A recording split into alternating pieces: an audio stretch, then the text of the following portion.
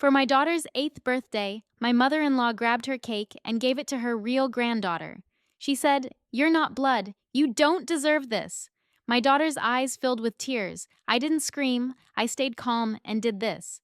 The whole room went dead silent. It's funny, the things you remember.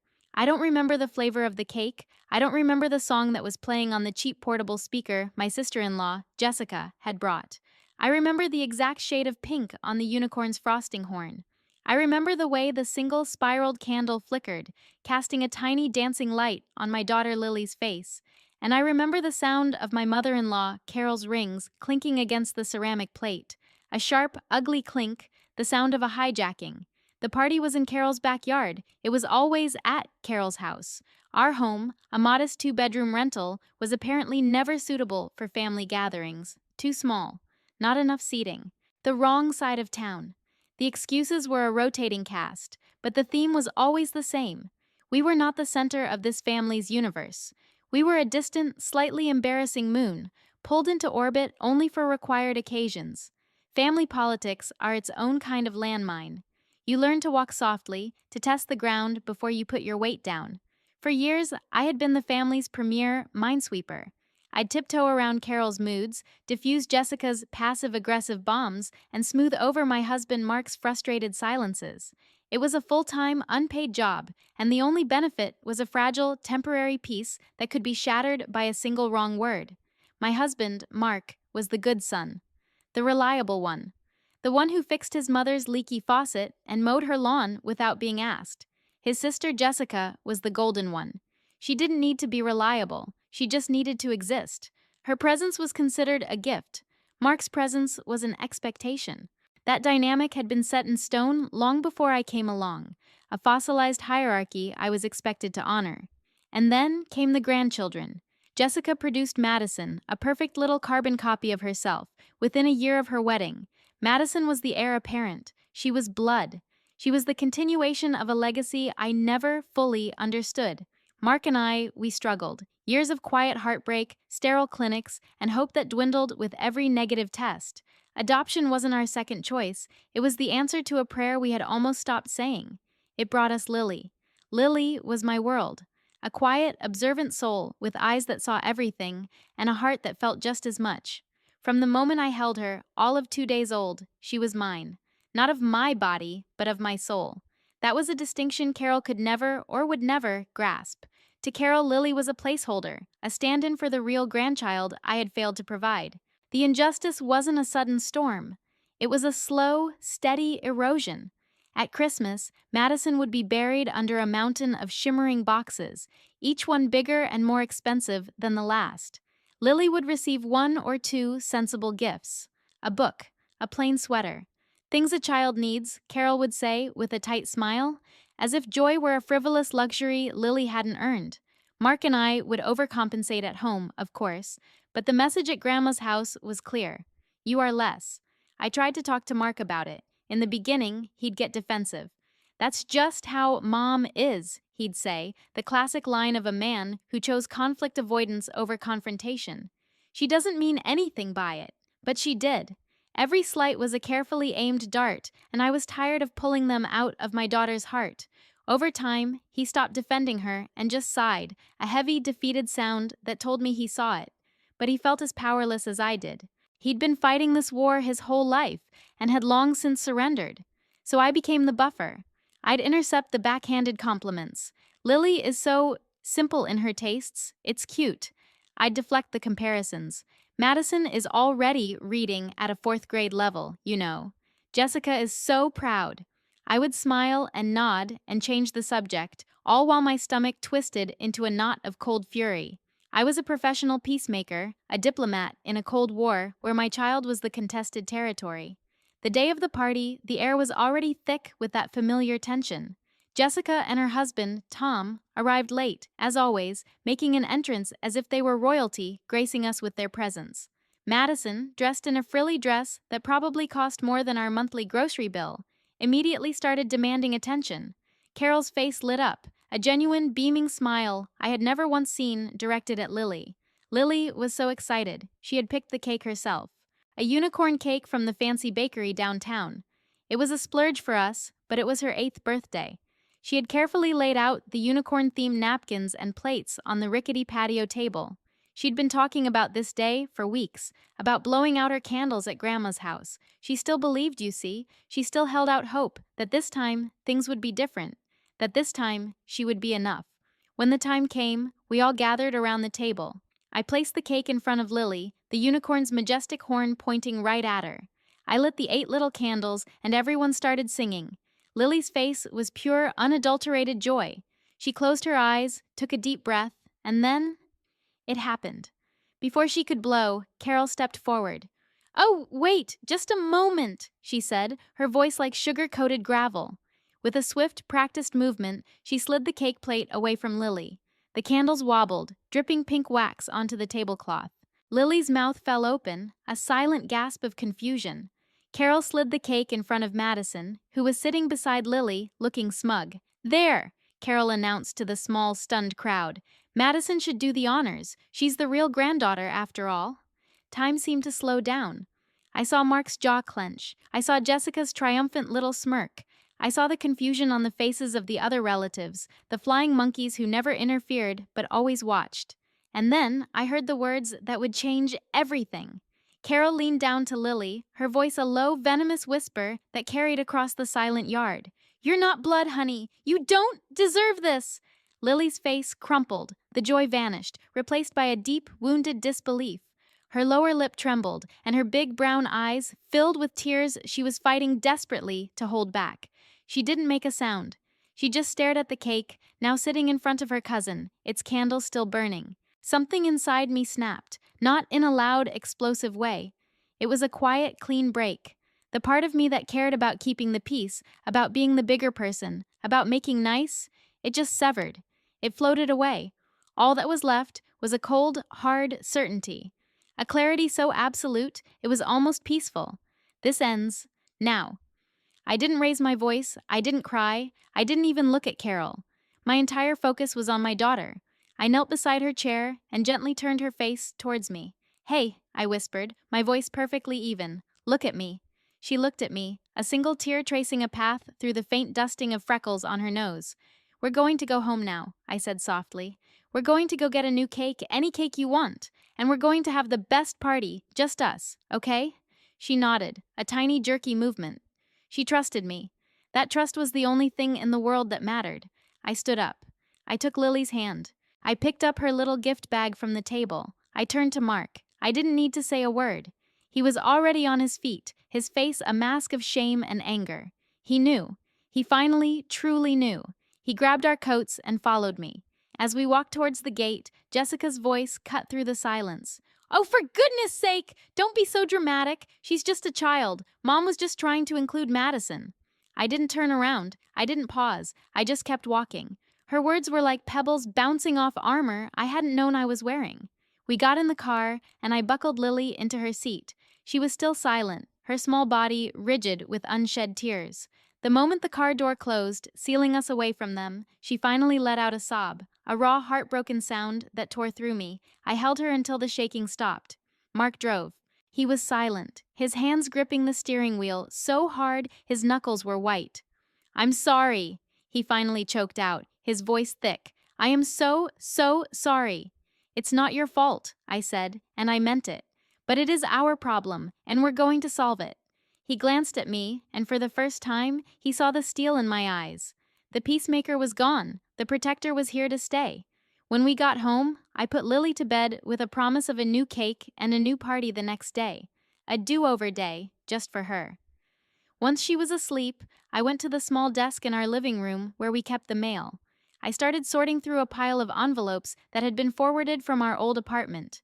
Bills, junk mail, and then a thick, cream-colored envelope with the name of a law firm embossed in the corner. I almost threw it away. It was probably just some advertisement, but something made me pause. I opened it. Inside was a letter and a set of documents, legal papers. They were from the estate of Mark's grandfather, Arthur. Arthur had been a good man, a quiet, stern naval officer who had a deep sense of justice and fairness. He had adored Mark and had always been wary of Carol's manipulative nature. He passed away 5 years ago, and we all assumed his modest estate had been settled. We were wrong. The letter explained that the original executor of his will, his own lawyer, had recently passed away, and this new firm was now handling his affairs. They were contacting us to provide updated copies of a specific trust he had established, the Arthur Vance Family Trust. My hands started shaking as I read. I didn't need a law degree to understand the gist of it. Arthur hadn't trusted his daughter, Carol, with his primary asset, the large family home she lived in. He hadn't left it to her outright. He had placed it in the trust.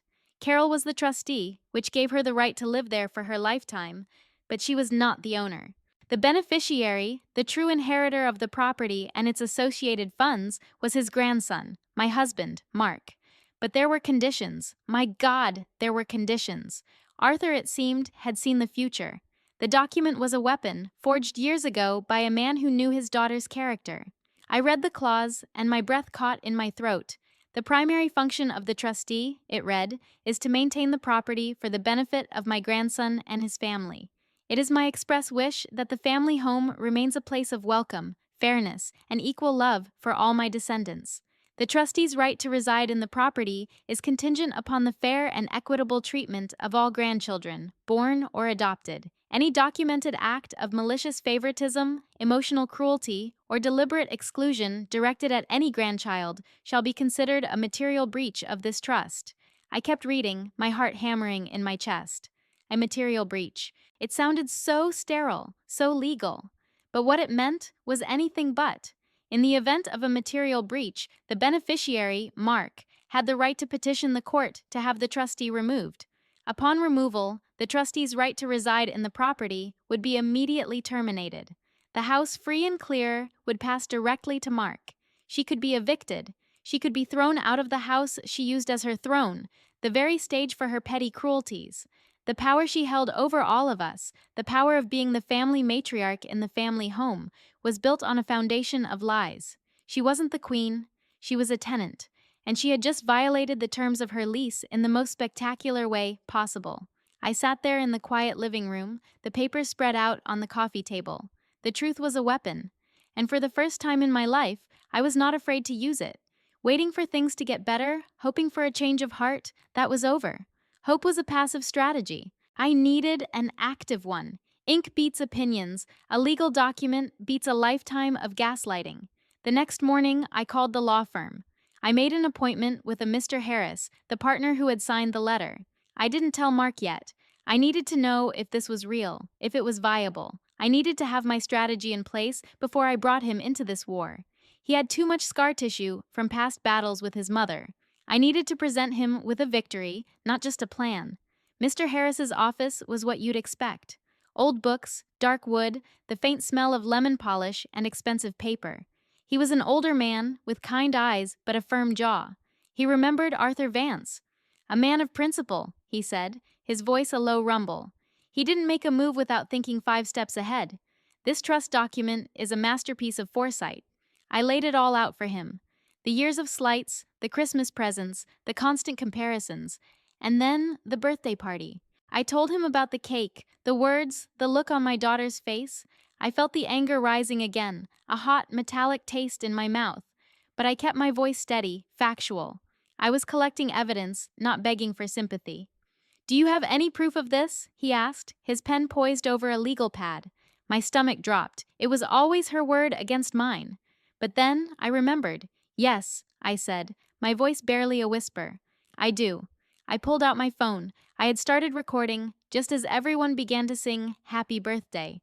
I wanted to capture the moment for Lily. I had forgotten to turn it off. The video was shaky, the sound wasn't perfect, but it was all there. The singing, Carol's interruption, the clink of the plate. Her voice clear as a bell, saying, "She's the real granddaughter." And then the whisper, audible because my phone was on the table right next to them. "You're not blood, honey. You don't deserve this." Mr. Harris watched the video on my phone, his expression unreadable. When it was over, he looked up at me, and his kind eyes had hardened into chips of granite. "Mrs. Vance," he said, his voice devoid of any ambiguity, "we have her, a material breach clear as day. Arthur would be spinning in his grave." For the next 2 months, we prepared. Mr. Harris was my general, and I was his soldier on the ground. I wrote down every instance of mistreatment I could remember. creating a timeline of cruelty that stretched back nearly a decade. I found old photos from holidays, the visual proof of the gift disparity stark and undeniable. Mr. Harris's team transcribed the video and had it certified. They filed the initial petition with the probate court, putting all our ducks in a row. The plan was simple and brutal. We would wait for the perfect moment, a moment with an audience, a moment when Carol and Jessica felt at their most powerful and secure. Christmas. It had to be Christmas. It was the anniversary of so many of their quiet little crimes. It was only fitting it would be the scene of their public reckoning. I finally told Mark everything a week before the holiday. I sat him down and laid out the trust documents, the sworn affidavits, the transcript of the video. I showed him the petition we had filed. He read everything in silence, his face pale. He looked at the trust document, at his grandfather's signature. He traced the words with his finger. He knew, Mark whispered. All this time, he knew what she was like. He did, I said. And he gave you the power to stop it, to protect your family, to protect our daughter. He looked at me, his eyes full of a pain I recognized, but also a flicker of something new, resolve. The weakness I had resented for so long was burning away, replaced by the fire I had first fallen in love with. Okay, he said, his voice firm. Let's do it. Let's finish this. The invitation to Christmas dinner came as expected. A text from Jessica. Mom expects you at 5. Don't be late. There was no apology for the birthday party, no acknowledgement of what had happened. In their world, it was already forgotten. Because my daughter's feelings were an inconvenience, they had no obligation to remember. Funny what urgency does when it's tied to money. Their whole world was about to change, and they were worried about dinner starting on time. We RSVP'd, yes.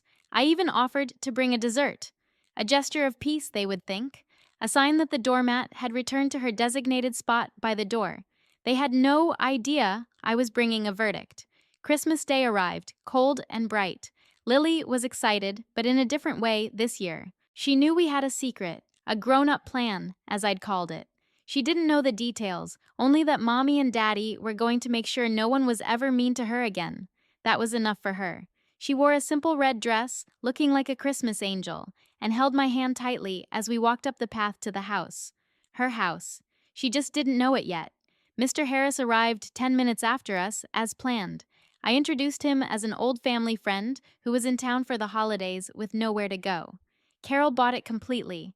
She was in her element, the grand dame of her castle, magnanimously welcoming a stranger. She was so focused on her performance, she didn't notice the leather briefcase he carried. She didn't see the predator I had invited into her nest. The dinner was the usual affair. The food was delicious. The conversation was a minefield. Jessica bragged about Madison's private school. Tom talked about his golf handicap. Carol held court, telling the same story she always told, casting herself as the long-suffering matriarch of a family that would simply fall apart without her. I played my part. I smiled. I made small talk. I passed the mashed potatoes. Mark was quieter than usual, but a different kind of quiet. Not defeated, waiting. The silence that has weight. That's what filled the room. The unspoken things, the resentments, the lies. It was a physical presence, sitting at the table with us. After the main course, as Carol was about to suggest we move to the living room for presents, I cleared my throat. It was a small sound, but in that room, it was like a gavel striking wood. Everyone looked at me. I rarely spoke up at these dinners. My role was to be a silent, agreeable audience. Actually, I said, my voice calm and clear, before we do that, there's a small family matter we need to discuss. Carol's smile tightened. Oh, what's that, dear? Something wrong with the turkey? No, the turkey was lovely, I said. This is about this house. Jessica snorted. What about the house? Are you finally going to offer to help with the property taxes? She looked around the table for appreciative laughter. She got a few nervous chuckles. I ignored her. My focus was on Carol. Mr. Harris, I said, turning to him, is not just a family friend. He is the attorney for the estate of Arthur Vance. The name hung in the air. The mood in the room shifted instantly. The nervous smiles vanished. Carol's face went rigid. Arthur's estate was settled years ago, she said, her voice sharp. Not entirely, Mr. Harris said, his voice filling the room, calm and authoritative. He opened his briefcase and took out a folder. I'm here tonight on behalf of the primary beneficiary of the Arthur Vance Family Trust, Mark Vance. He slid a copy of the trust document across the table to Carol. You are, of course, familiar with this document, Carol. You've been the trustee for the past 5 years. Carol stared at the papers as if they were a snake. Jessica craned her neck to see. What is this? She demanded. What's going on? This, I said, my voice gaining strength, is Arthur's will, his real will, the one that says this house belongs to Mark. Panic flickered in Carol's eyes. That's a lie. This is my house. Arthur left it to me. No, Mr. Harris corrected her gently, but with an edge of iron. He did not. He placed it in a trust. He allowed you to live here, as trustee, under very specific conditions. He paused, letting the weight of his words settle. He then looked directly at her. Conditions you have violated. He opened his folder. Arthur was a man of principle. He stipulated, and I quote, that your position was contingent upon the fair and equitable treatment of all grandchildren, born or adopted. He specifically forbade any act of malicious favoritism or emotional cruelty. Jessica laughed, a high, nervous sound. That's ridiculous! Mom loves all her grandchildren. Does she? I asked, my voice dangerously quiet. I looked around the table at the aunts and uncles, the cousins. Does she really? My gaze landed back on Carol. Let's talk about Lily's 8th birthday party. And then it happened. The moment I had been waiting for. The moment I had replayed in my mind 1,000 times. Carol's face, her smug, self-satisfied face, drained of all color. It went from a festive flush to a pasty, sickly gray. She knew. She knew exactly what I was talking about, and she knew she had been caught. That was a misunderstanding, she stammered, her hands fluttering at her throat. Madison felt left out. A misunderstanding, Mr. Harris said, his voice cutting through her excuses. We have a video of this misunderstanding. A video where you take a birthday cake from an 8-year-old child, give it to her cousin, and then lean in and whisper, "You're not blood, honey. You don't deserve this." A collective gasp went around the room. The flying monkeys looked at Carol, their faces a mixture of shock and dawning comprehension. They had all seen it, but hearing the words spoken aloud, in this context, stripped away any possible ambiguity. It was pure, distilled cruelty. "That's not what I said!" Carol shrieked, her composure finally shattering. "You're twisting my words. You're trying to steal my house." "This isn't your house to steal," Mark said, speaking for the first time. His voice was low and steady, a bedrock of conviction. "It's my grandfather's house. It's my house, and you have dishonored his memory in it for the last time." Jessica jumped to her feet. "You can't do this! You're ruining Christmas! Over a stupid piece of cake! You're throwing your own mother out on the street over a cake!" "This was never about the cake," I said, standing up to face her. "It was about a pattern, a disease, one that started with Mark and that you were happily passing down to my daughter. But the line of succession stops here. The generational trauma ends tonight." Mr. Harris slid another document across the table. "This is a court-filed petition to have you removed as trustee for material breach of your fiduciary duties," he said to Carol. "And this," he added, sliding a second document over, "is a formal notice to vacate the premises. You have 90 days. The finality of it sucked the air out of the room. You've been served. 2 simple words, a verdict." Carol just stared at the papers, her mouth opening and closing like a fish. Jessica started screaming, calling me every name she could think of. The other relatives just sat there, frozen, caught in the blast radius of a truth bomb they never saw coming. We didn't stay for the fallout. Mark stood up. I took Lily's hand. Mr. Harris packed his briefcase. We walked out of that house, leaving the wreckage behind us. As the door closed, I could hear the beginning of the hysterics.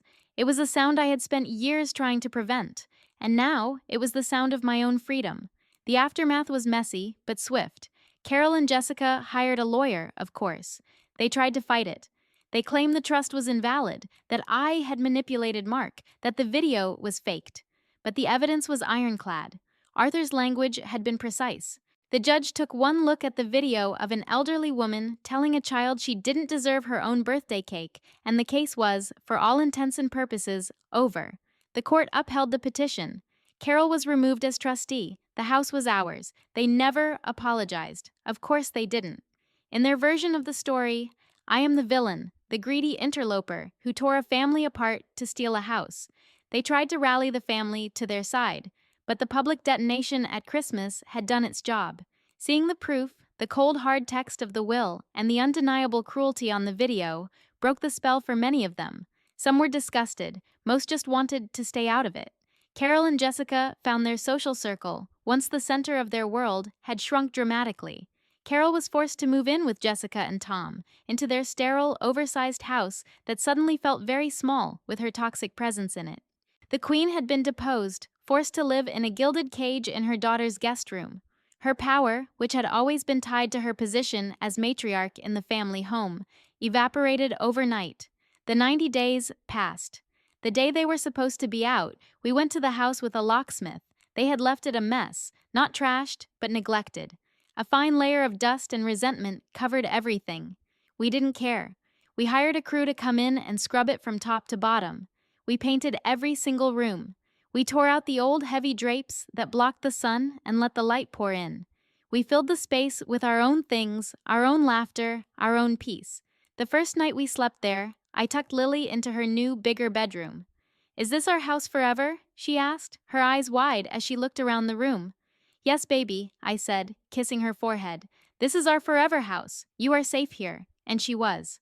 A weight I hadn't even realized she was carrying began to lift from her small shoulders. She started to blossom. Her quiet observance turned into confident curiosity. She made friends in the neighborhood.